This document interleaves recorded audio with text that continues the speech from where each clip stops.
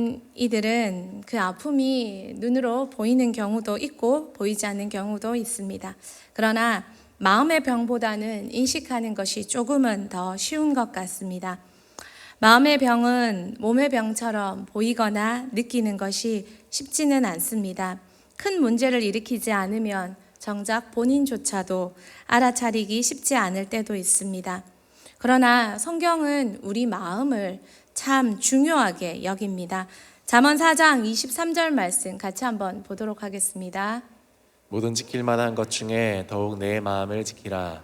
생명의 근원이 이에서 남이니라. 마음에서 생명이 나온다고 성경은 말합니다. 예수님도 사람의 마음을 밭으로 비유하시며 옥토밭이 되어야, 마음이 옥토밭이 되어야만 열매 맺을 수 있는 인생, 열매 맺을 수 있는 밭이 된다고 말씀하십니다. 마태복음 13장 23절 말씀입니다. 좋은 땅에 뿌려졌다는 것은 말씀을 듣고 깨닫는 자니 결실하여 어떤 것은 100배, 어떤 것은 60배, 어떤 것은 30배가 되느니라 하시더라. 아멘. 씨앗이 뿌려져도 마음이 준비되지 않으면 결실도 없고 생명도 없다고 성경은 말합니다. 되려 마음에 쓴뿌리가 많은 이들은 오늘 본문 시작에서 읽은 히브리서 말씀처럼 오히려 마음에 쓴뿌리는 생명도 아니요 결실도 아니요 많은 이들을 괴롭게 한다고 본문은 말하고 있습니다. 오늘은 이 마음에 대해서 함께 이야기 나눠보려 합니다. 몸이 아플 때 병원에 가서 검사받고 치료받고 수술받고 시술받습니다. 그런데 우리는 마음이 아플 때 어떻게 하십니까? 그 아픈 마음이 너무 어린 시절부터 시작된 사람은 그 아픔에 익숙해져서 그것이 잘못된 것인 것조차 인식하지 못할 때가 많습니다. 쓴뿌리는 성격이 되고 라이프 스타일이 되고 삶이 되어서 우리는 씨앗을 품어도 동일한 말씀을 들어도 열매 맺지 못하는 그런 생명 없는 사람이 될 수 있다는 것입니다. 몇십 년 기도해도 안 되더라, 교회 다녀도 안 되더라 라는 얘기가 왜 나올까요? 씨앗에 문제가 있을까요? 밭에 문제가 있을까요? 우리는 우리의 마음이 지금 어떤 상태인지 한번 생각해 보면 좋겠다 하는 생각이 듭니다. 마음밭이 개간되지 않을 때, 준비되지 않을 때 무엇보다 하나님 나라에 엄청난 손해가 된다는 것입니다. 쓴뿌리가 나서 괴롭게 하여 많은 사람이 이로 말미암아 더럽게 되고, 성경은 마음의 쓴뿌리, 마음의 문제, 마음의 병은 나만의 문제로 끝나는 것이 아니라 많은 이들도 더럽게 만든다고 이야기합니다. 아픈 마음은 나만의 문제로 끝나지 않고 가정과 공동체의 문제가 되는 것입니다. 한이라는 단어가 있습니다. 영어의 표기에도 HAN이라는 말입니다. 억울하고 원통한 일을 당하여 원망과 한이 응어리진 마음이라고 이야기합니다. 정신과에도 이 단어가 들어있을 만큼 아주 유명한 단어가 되었습니다. 오늘 말씀드리는 쓴뿌리와 유사 개념이 아닐까 생각합니다. 한의 특징이 있습니다. 불안합니다. 심한 죄책감이 있습니다. 불면증이 있습니다. 무기력이 있습니다. 식욕이 떨어집니다. 일 중독에 빠집니다.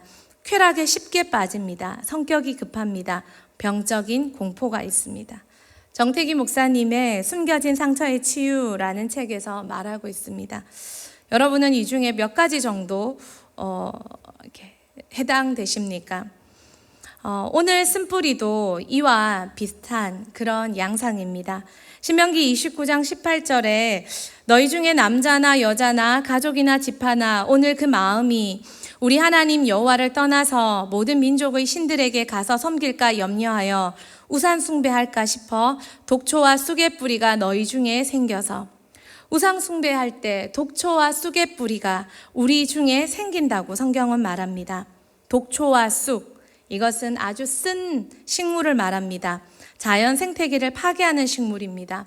한국의 쑥과 같은 그런 것을 말하는 것이 아니라 쓴 식물입니다. 그런데 쓴 뿌리라고 말합니다. 쓴 뿌리란 쓴맛이 나는 뿌리인데 그것이 맛도 쓰기도 하지만 독이 있어서 주변을 상하게 한다는 것입니다. 본문과 유사한 이야기지요. 뿌리라서 보이지 않습니다. 그렇지만 쓴뿌리가 있으면 땅과 주변의 식물들을 다치게 한다는 것입니다. 혹시 저와 여러분 속에 남겨져 있는 쓴뿌리는 없을까요? 쓴뿌리의 특징이 있습니다. 첫째는 자신을 괴롭힙니다. 둘째는 다른 사람을 괴롭힙니다. 그리고 쓴뿌리가 있을 때 하나님 은혜에 이르지 못하게 됩니다. 쓴뿌리가 있는 사람들의 감정은요, 부끄러움, 두려움, 책임 전가, 자기중심적, 그리고 애정과 인정에 지독한 욕구가 있습니다. 이런 사람들은 중독에 약하고 방어 기제가 많습니다. 다시 말하면 변명이 많습니다. 또 다시 말하면 탓이 많습니다. 이것 때문에 저것 때문에 이래서 저래서 누가. 쓴뿌리의 가장 큰 해악이 뭔지 아십니까? 바로 자라지 못한다는 것입니다. 그림이 있죠. 그림이 있죠. PPT. 쓴뿌리가 있으면 나무는 자랄 수 없게 됩니다. 마음의 쓴뿌리는 은혜가 들어와도 검게 그을려진 마음의 쓴뿌리는 은혜에 적시지 못하게 만듭니다. 은혜 받아도 저영역은 남아 있습니다. 또요, 쓴뿌리는 저렇게 뿌리가 썩어버리면 결국 나무도 자라지 못하게 됩니다. 쓴뿌리의 가장 최악은 해악은 성장할 수 없다는 것입니다. 어른이 되어도 마치 어린아이 마냥 그 인격과 삶이 남겨져 있는 것. 천진난만하고 순진하다고 생각할 수 있지만 또다시 생각하면 쓴뿌리의 결과는 아닐까 생각해 볼 수 있습니다. 오랫동안 신앙 안에 있어도 성장이 없고 신앙의 자유함이 없고 사람이나 환경 속에 속박이 잘 되고 어떤 생각, 어떤 환경, 어떤 약점에 잘 사로잡히고 저거 왜 그래? 거기에 꽂히면 그것에 헤어나오지 못하는 상태. 그리고 마음에 미움이 가득 차 있는. 분명 성령님은 평안과 화평과 사랑의 하나님이신데 그 흔적을 찾아볼 수 없도록 만드는 것이 우리 마음의 쓴뿌리라는 것입니다. 한이든 쓴뿌리든 그것이 나와 우리를 다치게 하고 공동체를 다치게 하고 하나님과의 관계를 멀어지게 합니다. 여러분은 어떤 것 같습니까? 저는 요즘 이런 생각을 가끔 저를 보면서 합니다. 아, 예쁘다. 농담이고요. 이제 우지도 않네요. 이게 최선일까? 이만큼 잘한 것이 최선일까? 예수 믿고 사역자로 10여 년 횟수는 늘어가는데 이만큼 성장한 것이, 성숙한 것이 정말 최대치였을까? 저를 보면서 인격과 삶과 실력과 여러 면에서 생각해 봅니다. 하나님은 만족하실까? 쓴뿌리는 결코 사람을 자라지 못하게 합니다.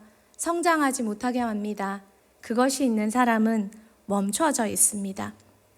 우리를 자라지 못하게 하는 것은 많은 것들이 있습니다. 많은 이유가 있습니다. 쓴뿌리는 왜 생길까요? 죄의 결과입니다. 또 상처가 우리를 그렇게 만들어 갑니다. 또 죄로 말미암은 욕심, 욕망, 탐심이 우리에게 그 쓴뿌리를 가져다 줍니다. 그러나 여러분, 더 중요한 거는 여기에 이 죄와 상처와 욕심과 욕망과 탐심에 계속 충동질하면서 그것을 더 크게 느끼고 인식하고 정말 견고한 쓴뿌리가 되도록 만드는 존재가 있다는 것입니다. 바로 사탄입니다. 악한 영입니다. 악한 영은 죄로 또 상처받았을 때, 욕심이 들어왔을 때 그 순간을 놓치지 않습니다. 그리고 들어가서 그 상처가, 그 죄가, 그 욕심이 쓴뿌리가 되도록 계속 그 자리에 남아서 나무가 자라지 못하고 마음의 은혜로 적시지지 못하게 만들도록 충동질하는 그 존재가 있다는 것입니다. 용서하고 회개하고 치유받으면 쓴뿌리는 언제든 없앨 수 있다는 것입니다. 쓴뿌리를 상처든 죄든 아픔이든 쓴뿌리를 없앨 수 있다, 없을 수 있는 인생이 된다 라고 말할 수 있는 성경의 좋은 예는 다윗과 요셉과 그리고 역사에 좋은 예는 유대인들입니다. 다윗은 본인 생각에 아무 이유 없이 사울에게 미움받았습니다. 하나님이 그에게 기름 부으셨다는 것이 사울이 미워하는 이유였습니다. 기름 부으심은 그에게 승승장구하게 했고 승리하게 했고 많은 사람들의 주목을 받게 했습니다. 그것이 사울의 미움을 받고 쫓겨다니는, 그래서 근 10년의 인생을, 가장 인생이 아름다울 때 10대 후반부터 20대 그 초중반까지 그는 근 10년을 그렇게 살아야 됐습니다. 이런 다윗이 인생을 한 사람 때문에, 권력자 때문에 자신의 인생을 그렇게 미친 채 하며 다니며 유대 광야로 다니며 가장 별 볼 일 없는 사람들과 어울려야 되는 그 인생을 만들었던 다윗이 어떻게 마음에 쓴뿌리가 없을 수 있을까요? 요셉은 고자질 잘했습니다. 아버지 사랑을 많이 받았습니다. 그런데 그랬다고 형들이 팔아버렸습니다. 근 10년 이상을 노예로, 죄수로 살아야 했습니다. 요셉도 다윗처럼 10대 후반, 20대를 그렇게 살아야 했습니다. 그 순간 동안 다윗은 늘 믿음으로 확신하며 기쁘게, 감사하게 견뎌냈을까요? 요셉은 늘 믿음으로 견뎌내며 감사하며 기뻐하며 하나님의 은혜를 생각했을까요? 그들도 낙심하고 좌절하고 아파하는 시간이 분명히 있었을 것입니다. 하나님 말고 사람들 쳐다보며 누가 나 도와주지 않을까 생각할 때가 있었을 것입니다. 그렇지만 그 사람들은 은혜로 자신의 마음을 방치하지 않고 쓴뿌리가 뒤덮이지 않도록 자신의 마음을 관리했다는 것입니다. 잠언 24장 30절 31절에 이런 말씀이 있습니다. 같이 봅시다. 내가 게으른 자의 밭과 지혜 없는 자의 포도원을 지나며 본즉 가시덤불이 그 전부에 퍼졌으며 그 지면이 거친 풀로 덮였고 돌담이 무너져 있기로. 게으른 자가 자신의 밭과 포도원과 그 모든 주신 땅을 형편없이 방치했을 때 가시덤불과 거친 풀과 돌담이 무너져 내린 장면을 잠언은 말합니다. 우리가 인생에서 어려움과 상처와 죄와 절망과 낙심에 갇혀 원망과 미움에 갇혀서 내 마음을 그대로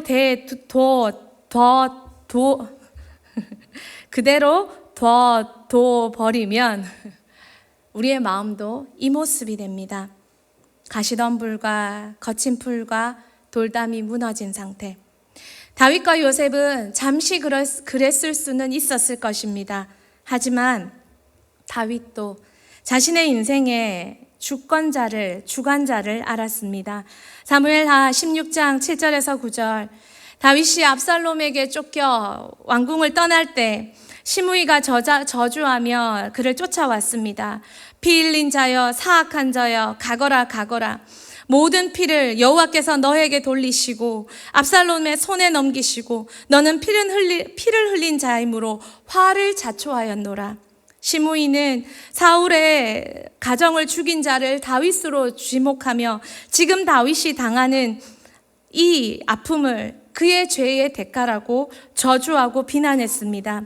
그의 옆에 있던 수르야의 아들 아비새가 저 죽은 개만도 못한 저 죽은 개가 어찌 내 주 왕을 저주하리까, 그의 머리를 베게 하소서 하고 충성을 다했을 때 다윗은 그 말도 거절하며 이렇게 말합니다. 우리 10절 11절 말씀 같이 읽겠습니다. 왕이 이르되 스루야의 아들들아 내가 너희와 무슨 상관이 있느냐, 그가 저주하는 것은 여호와께서 그에게 다윗을 저주하라 하심이니 내가 어찌 그리하였느냐 할 자가 누구겠느냐 하고, 또 다윗이 아비새와 모든 신하들에게 이르되 내 몸에서 난 아들도 내 생명을 해하려 하거든 하물며 이 베냐민 사람이랴, 여호와께서 그에게 명령하신 것이니 그가 저주하게 버려두라. 다윗이 얼마나 그의 인생을 하나님께 맡겨둔 사람인지 아시겠습니까? 저주를 받아도 하나님이 시킨 저주면 받겠다는 것입니다.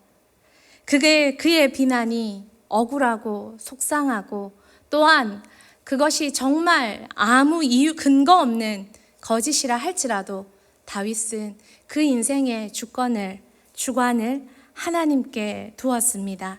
그리고 다윗은 이렇게 말합니다. 혹시라도 여호와께서 나의 원통함을 감찰하시리니 오늘 그 저주 때문에 여호와께서 선으로 내게 갚아주시리라 하고, 자신의 이 아픔도 역전시켜 주실 분이 하나님이라는 걸 다윗은 잊지 않았습니다. 다윗만요, 요셉도 그랬습니다. 요셉이 자신들 아버지의 사후에 자신들을 다시 요셉이 죽일까 두려워하는 형들에게 요셉이 이렇게 말합니다. 요셉이 그들에게 이르되 두려워 마소서, 내가 하나님을 대신하리이까. 같이 읽겠습니다. 20절 21절. 당신들은 나를 해하려 하였으나 하나님은 그것을 선으로 바꾸사 오늘과 같이 많은 백성의 생명을 구원하게 하시려 하셨나니 당신들은 두려워하지 마소서, 내가 당신들과 당신들의 자녀를 기르리이다 하고 그들을 간곡한 말로 위로하였더라. 누가 누구를 위로해야 됩니까? 피해자입니까? 가해자입니까? 형들은 분명 요셉 인생의 가해자였습니다. 그들은 위로받을 자격이 있는 사람입니까? 그러나 요셉은 되려 그들을 위로했습니다. 왜요? 하나님께서 선으로 바꿔서 엄청난 복이 되게 하셨으니 가해자도 내 앞에 너무나 불쌍한 존재일 뿐이라는 것입니다. 그러므로 요셉은 그 형들마저 위로하고 있는 것입니다. 여러분, 인생에 쓴뿌리가 없는 사람들의 공통점이 있습니다. 바로 인생의 주권자, 주관자를 바로 알았다는 것입니다. 하나님에 대한 시선 이동.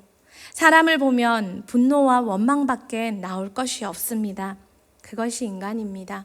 누군가 나에게 큰 잘못을 했지만 나 역시 누군가에게 나도 모르는 사이 그런 잘못을 하고 돌아선 적은 얼마나 많았을까요?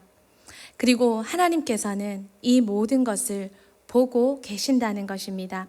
이사야 28장 17절에 하나님이 당신 스스로를 이렇게 말씀하십니다. 나는 정의를 측량줄로 삼고 공의를 저울추로 삼으니.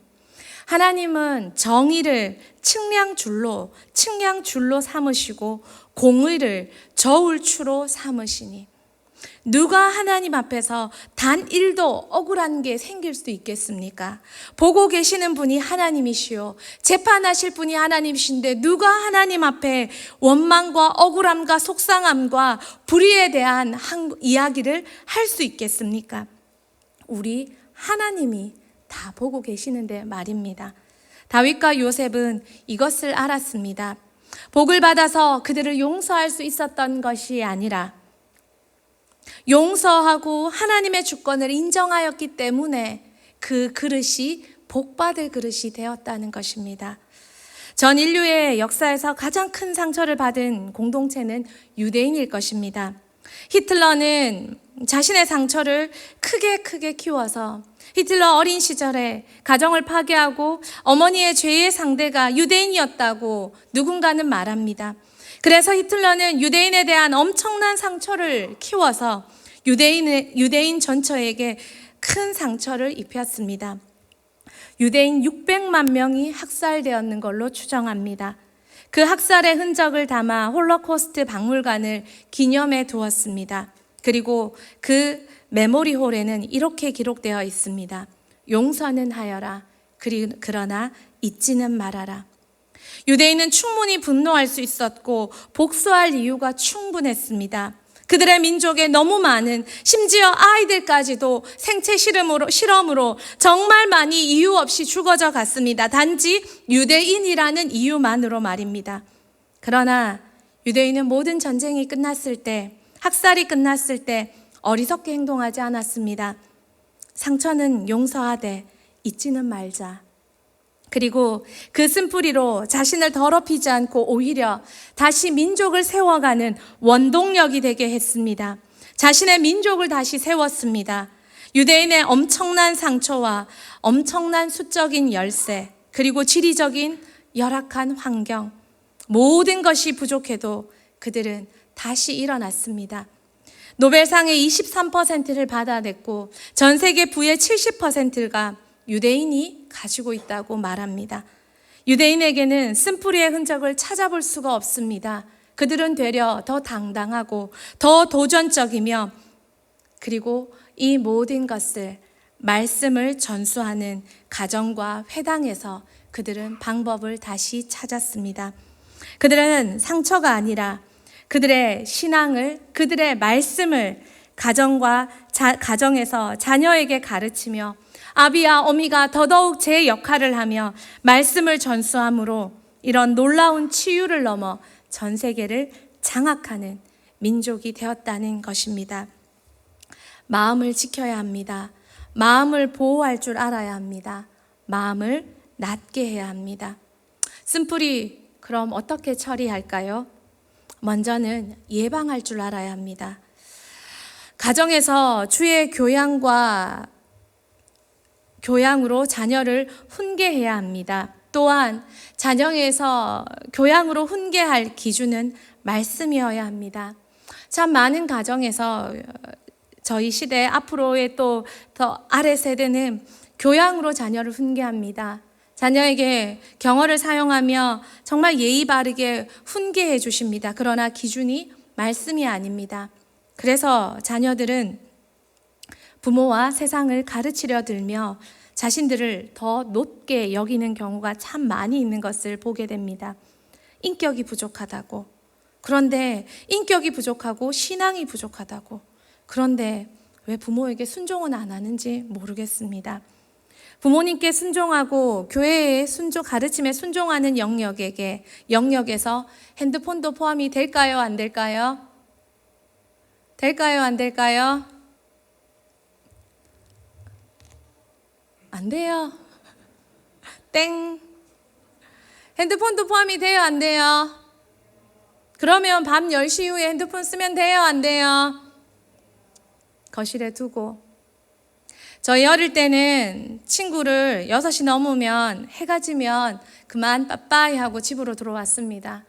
요즘은 핸드폰 하나 있으면 밤새도록 누군가를 만날 수 있습니다. 무언가를 볼 수 있습니다. 절제가 없어져 버렸습니다. 잘 때는 자고 침묵할 때는 침묵하고 모든 것이 절도 있게 절제 있게. 그런데 그것이 참 어려워졌습니다. 가정과 교회와 리더들은 다음 세대를 더 거룩하고 건강하게 질서 있게 절도 있게 가르칠 책임이 있습니다. 그것에 다음 세대는 자녀들은 순복해야 합니다.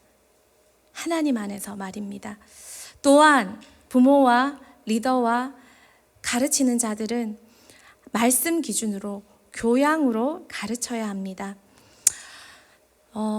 왜 가정이 중요하냐면 아무것도 방비할 수 없을 때 만나는 첫 리더가 부모요 가정이기 때문입니다. 예방해야 합니다 라고 말하지만 가정은 아이들이 예방할 수 있는 공간이 아닙니다. 어릴수록 말입니다.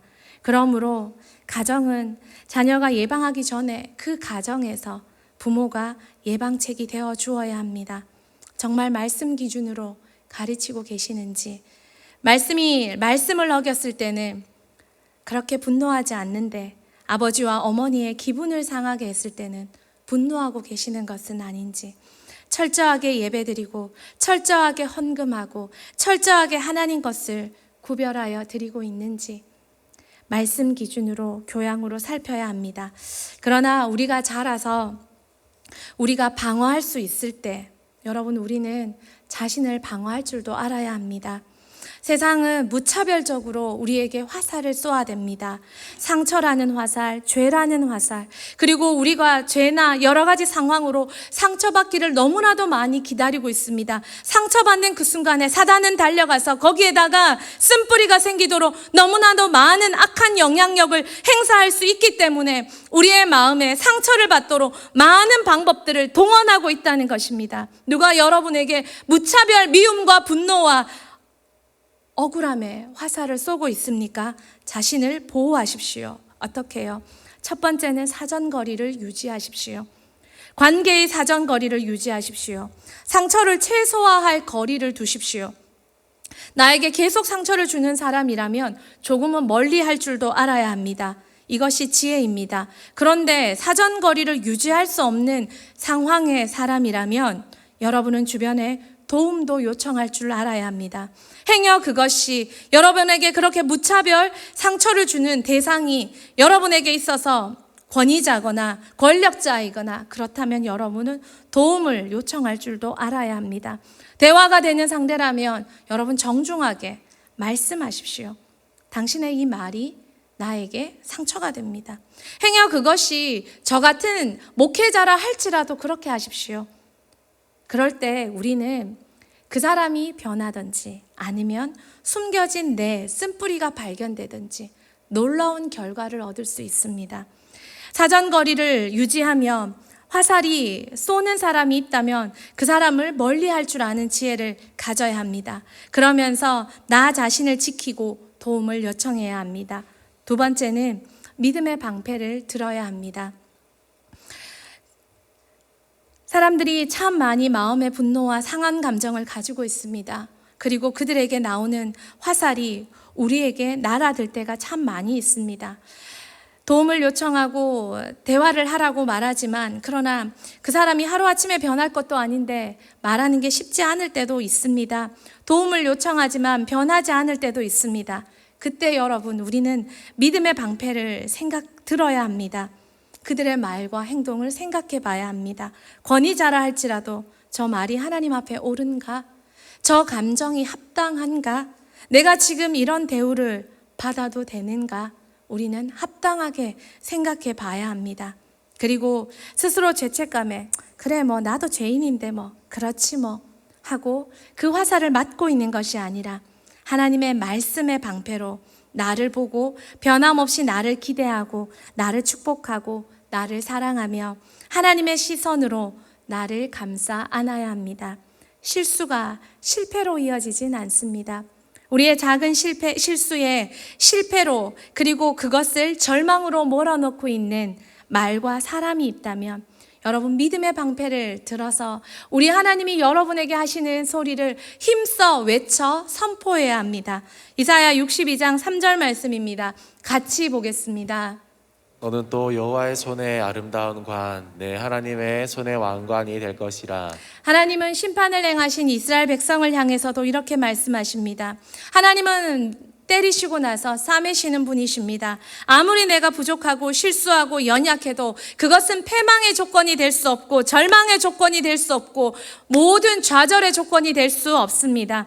하나님은 실패한 이스라엘에게 다시 말씀하십니다. 너희는 여호와의 아름다운 관 그리고 내 손에 하나님의 손에 왕관이 될 것이라.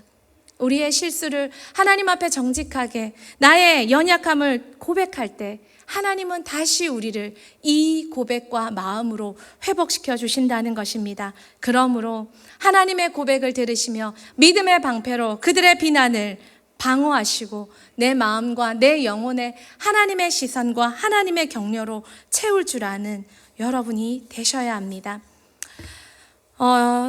아픔을 많이 겪는 연예인들이 이런 이야기를 하는 걸 들어본 적이 있습니다. 악플이 달릴 때 밤새도록 그것을 읽어본다는 것입니다. 곱씹어보고 또 생각하고. 여러분 우리는 참 연약한 존재입니다. 합리적으로 판단하고 또한 실수했을 때 우리는 정직하게 실수도 인정할 줄 알아야 되고 또한 고백할 줄도 알아야 되지만 그러나 스스로를 향해서도 기다릴 줄 알아야 하고 스스로를 향해서도 보호할 줄 알아야 합니다. 이제 쓴뿌리를 제거하는 방법에 대해 마지막으로 살펴보겠습니다. 첫 번째입니다. 우리 같이 한번 읽어보겠습니다. 화목을 유지하라. 히브리서 12장 14절 말씀 같이 한번 보겠습니다. 모든 사람과 더불어 화평함과 거룩함을 따르라. 이것이 없이는 아무도 주를 보지 못하리라. 자꾸 화목을 깨는 사람이 있습니다. 말로, 감정으로, 관계로 분명 마음에 쓴뿌리가 있는 사람입니다. 또한 그 사람의 쓴뿌리가 공동체를 덮도록 둬서는 안 됩니다. 선생님들이 이런 말씀을 많이 하십니다. 첫 학기 시작에 반을 맡았을 때 반 분위기를 3월 한 달 동안 책임져야 한다고. 목사님께서 이런 이야기를 하시는 걸 들어본 적이 있습니다. 교회는 거룩한 사람, 성령의 사람이 주도하도록 만들어야 된다고. 리더는, 어른들은 공동체가 쓴뿌리로 덮이도록, 쓴뿌리 난 사람들이 공동체를 뒤덮도록 만드는 것이 아니라 공동체가 화목할 수 있도록 지키는 책임이 리더에게 있다는 것입니다. 또한 화목할 수 있도록 하는 것이 우리 모두의 역할입니다. 지옥은 제멋대로 하는 사람이 모인 곳입니다. 어른이 없을 때 처음은 아이들은 재밌게 놉니다. 그러나 잠시 장난감과 여러 가지 놀이거리들로 그들은 다투기 시작합니다. 어른이 있을 때 질서를 유지시켜 줍니다. 우리는 어른이 되어 질서를 유지할 줄 알아야 되며 또한 아름다운 화평과 화목이 공동체를 덮도록 만들어야 합니다. 화평을 유지하도록 노력하는 것 어렵습니다. 그렇기 때문에 그 노력을 할 때 쓴뿌리는 자연히 제거된다는 것입니다. 말하는 나의 입장이 아니라 듣는 이의 입장에서 한 번 더 생각해 볼 줄 아는 것. 화평은 유지하기 참 힘들기 때문에 우리의 마음에 쓴뿌리들은 점차 사라지게 됩니다. 옳고 그른 것보다 더 중요한 것은 화평이요 화목입니다. 여러분은 화평을 깨는 사람입니까? 화평을 만드는 사람입니까? 두 번째입니다. 같이 한번 읽어보도록 하겠습니다. 거룩을 추구하라. 갈라디아서 5장 16절 17절 말씀 같이 보겠습니다. 내가 이르노니 너희는 성령을 따라 행하라. 그리하면 육체의 욕심을 이루지 아니하리라. 육체의 소욕은 성령을 거스르고 성령은 육체를 거스르나니 이 둘이 서로 대적함으로 너희가 원하는 것을 하지 못하게 하려 함이니라. 내 마음에 육체의 욕심이 지배했느냐, 성령이 지배했느냐, 둘이 함께 아니요. 주도권을 누가 가졌느냐는 중요합니다. 그리고 성령이 우리의 육체를, 우리의 마음을 지배하셨을 때 22절, 23절 말씀 우리 같이 한번 보겠습니다. 오직 성령의 열매는 사랑과 희락과 화평과 오래 참음과 자비와 양선과 충성과 온유와 절제니 이 같은 것을 금지할 법이 없느니라. 육체의 소욕에서 나오는 감정과 생각과 행동을 따라가다 보면 육체의 열매를 맺을 수밖에 없습니다. 미움과 다툼과 분냄과 시기와 질투와 경쟁과 성령의 열매를 맺을 수 없습니다. 그러나 우리가 내 마음에서 성령이 주도하시도록 드릴 때 우리는 성령의 열매의 성숙과 성장을 기대할 수 있습니다. 성령은 평안케 하시는 영이십니다. 마지막 세 번째입니다. 같이 한번 읽도록 하겠습니다. 생각과 말을 지켜라. 잘못된 말은 잘못된 마음에서 생겨납니다. 그리고 그 말이 서로와 공동체를 다치게 할 수 있습니다. 우리 안에 습관이 된 말을 살펴보면 쓴뿌리의 흔적을 찾을 수 있습니다. 말투마다, 말의 습관마다 아예 안 돼, 해봤자 뭐 라고 말의 습관이 있는 사람이라면 그 마음에 큰 실망감에 쓴뿌리가 있을 것입니다. 누군가 내 말에 다치고 있다면 우리는 그 말을 버릴 줄 알아야 합니다. 말과 생각은 마음의 투영입니다. 공동체를 지키기 위해 말을 지키고 나의 마음을 지키기 위해 생각을 사단으로부터 지켜야 합니다. 사단이 자꾸 나를 사로잡히게 하는 생각을 줍니까? 누군가의 약점, 어떤 부분, 어떤 생각, 어떤 환경. 그때 우리는 그 생각을 하나님의 생각으로 바꾸고 내 말을 하나님의 말로 바꿀 줄 알아야 합니다. 성령이 기뻐하시는 말과 생각으로 나를 채울 때 어쩌면 쓴뿌리는 생각보다 빨리 제거될 수 있습니다. 쓴뿌리가 제거된 우리의 얼굴을 보고 싶습니다. 어떤 모습일까? 아마 지금보다 100배는 더 아름다운 모습일 것 같습니다. 또 쓴뿌리가 제거된 우리의 미래를 생각해 봅니다. 아마 지금보다 더 성장과 성숙으로 도약되어져 있을 것입니다. 많은 사람들을 나이보다 더 많이 넉넉히 안아줄 수 있고 그들을 이해해 줄 수 있고 그들 아래 들어갈 수 있고 꼰대 같은 소리만 하지만 그 꼰대 같은 소리가 얼마나 바른 말인지 귀 기울일 수 있도록 만드는 힘. 생명의 근원은 마음에서 납니다. 살만하는 인생, 누군가가 변해야 되는 것이 아니라 내 마음이 변하면 됩니다. 마음에서 승리가 시작됩니다. 마음이 변하면 말과 생각이 변하고 그러면 인생이 바뀌게 됩니다. 여러분 마음 내버려 두신 적 없으십니까? 지금 내 마음이 방치되어서 엉겅퀴와 가시덤불과 돌무더기가 무너져 있는 상태라면 오늘 우리 함께 기도의 삽을 들고 함께 개간해 봅시다. 생각보다 마음은 빨리 개간되고 성령의 열매를 함께 맺는 우리 대흥교회 함께 만들어가기를 축복합니다.